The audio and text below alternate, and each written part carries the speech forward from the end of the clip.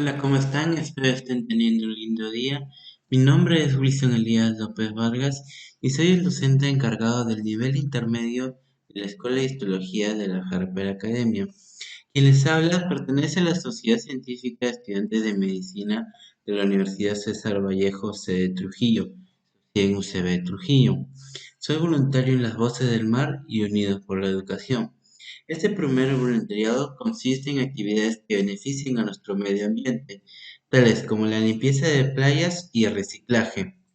En cuanto al segundo voluntariado, trata de brindar educación virtual gratuita a estudiantes de secundaria de zonas rurales de mi país, el cual es Perú.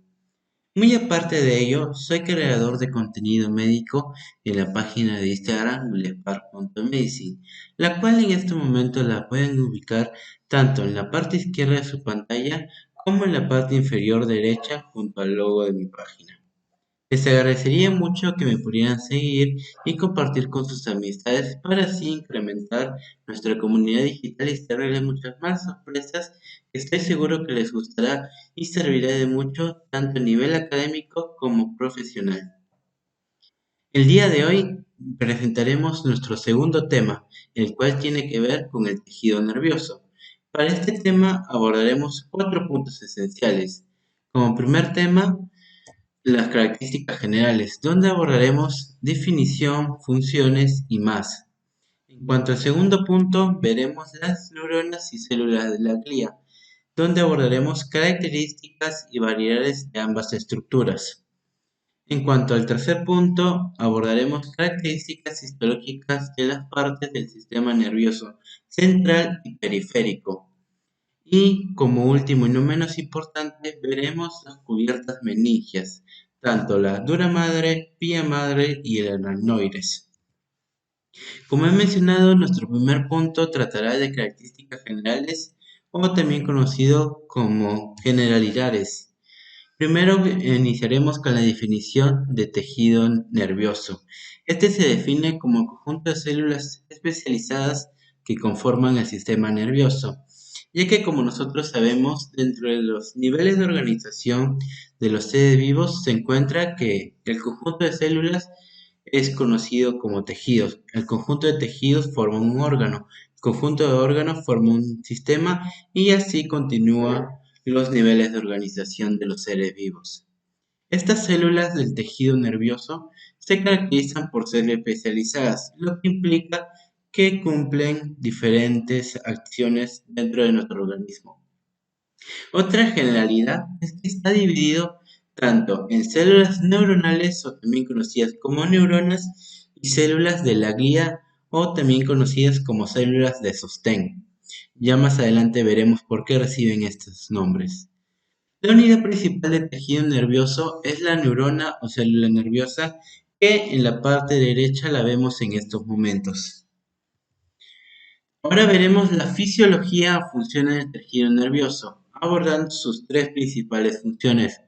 La primera de ellas es que recoge información de receptores sensoriales. Estos receptores sensoriales se encuentran principalmente en nuestros sentidos, entre los cuales están olfato, audición, gusto, tacto, entre otros. Como segunda función principal es que proporciona un sistema de memoria. En la siguiente diapositiva veremos cómo se realiza ese sistema o proceso de memoria. La tercera función principal es que genera señales apropiadas hacia las células efectoras. Ahora tenemos aquí el proceso de la memoria, que consiste en tres pasos. El primero de ellas, la codificación. La codificación hace referencia a ordenar y hacer coherente la información, es decir, presentar una estructura para que la información procesada no sea incoherente. El segundo paso es el almacenamiento, que en términos simples es guardar la información recibida de nuestro entorno. El tercer paso es la recuperación, que hace referencia a usar la información previamente guardada. Un ejemplo claro para tener mucho más centrado este proceso de la memoria es la acción de leer. Por ejemplo, en el primer paso que corresponde a la codificación, Dentro de la acción de leer se daría al momento de separar las ideas principales, secundarias y terciarias, es decir, dar una jerarquía de ideas para tener nuestra memoria más organizada. El segundo paso del almacenamiento se daría cuando, una vez que tenemos todo organizado, los tres tipos de ideas, estas ideas son memorizadas y guardadas en nuestro sistema nervioso. El tercer paso dentro de la acción de leer se daría cuando nosotros utilizamos esta información almacenada en nuestra memoria para brindársela a alguien más o utilizarla para un examen o práctica que nosotros deseemos. Ahora veremos un poco de comparación entre tejido y sistema nervioso. En cuanto al tejido nervioso, se define como un grupo de células organizadas dentro del sistema nervioso, a comparación del sistema nervioso que se define como uno de los sistemas más complejos del cuerpo humano, ya que cumple muchas funciones vitales y cotidianas. En cuanto a la unidad funcional, tanto en el tejido como sistema nervioso, su unidad principal o funcional es la neurona o célula nerviosa. Entre los componentes del tejido nervioso tenemos a las células nerviosas y células de sostén. Se le conoce a las células de sostén como células de la glía porque se encuentran alrededor de la neurona, que más adelante veremos una imagen para tener más claro esta idea.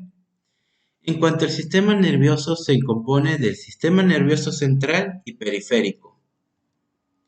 Ahora tenemos como segundo subtema a las neuronas y células de la glía. Para ello tenemos un cuadro de doble entrada, donde en la parte izquierda tenemos a las neuronas y en la parte derecha las células glías. La función de las neuronas es que reciben y transmiten información recibida de nuestro entorno. En cambio, las células glías proporcionan apoyo físico a las neuronas, ya que éstas se encuentran alrededor de las neuronas. En cuanto a las neuronas, se localizan en el sistema nervioso y, como he mencionado, las células de la glía están en su entorno, a su alrededor. También tenemos que las neuronas presentan soma, axones y dendritas, y las células de la glía, en cambio, presentan microglia, astrocitos, oligodendrocitos, entre otros componentes. Aquí tenemos una imagen de las principales partes de la neurona para tener mucho más claro este concepto. Una de sus partes principales es la dendrita. Esta cumple la función de seccionar estímulos. Por ejemplo, un estímulo puede ser el hecho de tocar una superficie caliente, lo que va a generar que nuestra reacción sea quitar la mano inmediatamente. El estímulo es la transmisión de energía calorífica de la superficie caliente a nuestra mano. Otra de las principales partes es el núcleo. El núcleo cumple la función de mantener con vida a la neurona, es decir, que sin núcleo la neurona no tiene vida. Ahora tenemos también las partes de la neuroglía o células de la glía, donde están los astrocitos que forman la barrera hematoencefálica. Esta barrera, como podrán haber notado, tiene de característica principal que permite el transporte de sangre en nuestro organismo y principalmente en la parte encefálica. En cuanto al oligodendrocito, que también pertenece a la neuroglía, se caracteriza por formar la capa de mielina del sistema nervioso central. Esta capa de mielina, cuando se encuentra ausente, genera lo que es la esclerosis múltiple. Ahora veremos las variedades de la neuroglía, donde encontramos los astrocitos que residen en las células endoteliales del sistema nervioso central y que, como vemos, tienen forma estrellada o de estrella. También tenemos dentro de estas variedades a los oligodendrocitos, que se caracterizan por proteger los axones no mielinizados. Los axones son partes de la neurona que se encuentran dentro de su cuerpo, o la parte más larga de la neurona. Estos protegen a los axones, es decir, a los cuerpos no mielinizados que no presentan mielina, es decir, los que están más propensos a contraer esclerosis múltiple. También tenemos a la microglia, Este cumple la función de proteger al cerebro de microorganismos invasores. Entre estos microorganismos podemos encontrar bacterias, virus, parásitos, entre otros muchos más microorganismos que dañan nuestro cerebro y son protegidos por la microglia. También tenemos a las células de Schwann. Estas células de Schwann forman la mielina alrededor de los axones del sistema nervioso periférico. Más adelante veremos la diferencia entre el sistema nervioso central con el periférico. Y ahora entraremos a esto que le he mencionado hace poco, las características histológicas de las partes del sistema nervioso central y el periférico. En cuanto al central, se encuentra principalmente en lo que es el área de la cabeza y el periférico en el tronco y las extremidades. El central se caracteriza por estar compuesto por el encéfalo y el músculo en la médula espinal. En cambio, el sistema nervioso periférico está compuesto por lo que son los ganglios y los nervios. Aquí tenemos las características histológicas del sistema nervioso central, de sus partes, es decir, de los órganos, porque como sabemos, un sistema está compuesto por órganos. Tenemos, en cuanto a los astrocitos, las dendritas y los axones amilínicos, es decir, axones que no tienen mielina. Estos tres, tanto astrocitos, dendritas y axones amilínicos, constituyen la sustancia gris. La sustancia gris, aquí lo encontramos señalada prácticamente en el centro de lo que es la cavidad cerebral, dentro del lóbulo temporal, porque aquí tenemos al cerebro y en el lóbulo temporal lo que se hizo es realizar un corte histológico para ubicar lo que es la sustancia gris y la sustancia blanca. La sustancia blanca está compuesta por oligodendrocitos y la microglia. En cuanto al procesamiento de la información se realiza en la sustancia gris y en la sustancia blanca es la que permite la comunicación entre las dendritas con zonas de la materia gris. Es decir, que si sustancias blancas, las dendritas no tuvieran cómo comunicarse con la sustancia gris y así realizar lo que es el procesamiento de información. Ahora tenemos las características histológicas del otro tipo de sistema nervioso, el cual es el periférico, que como vemos en la imagen aborda mucho más de lo que es a comparación del sistema nervioso, aborda los nervios sin ganglios como lo hemos visto. Tenemos que a nivel somático presenta 31 nervios espinales. Estos nervios espinales, que se caracterizan por estar en la médula espinal, están encargados de recibir información sensorial, es decir, información que se recibe a través de los sentidos de nuestro organismo. También a nivel somático encontramos que sus 32 nervios craneales están directamente conectados al encéfalo. A nivel vegetativo, tenemos que se divide en sistema nervioso simpático y sistema nervioso parasimpático. Ahora, como cuarto y último punto, tenemos las cubiertas meningias, dura madre, pía madre y aracnoides. Aquí su ubicación dentro de lo que es nuestro organismo, que como vemos se encuentra cerca de la parte occipital, entre la culminación de la parte temporal y la occipital.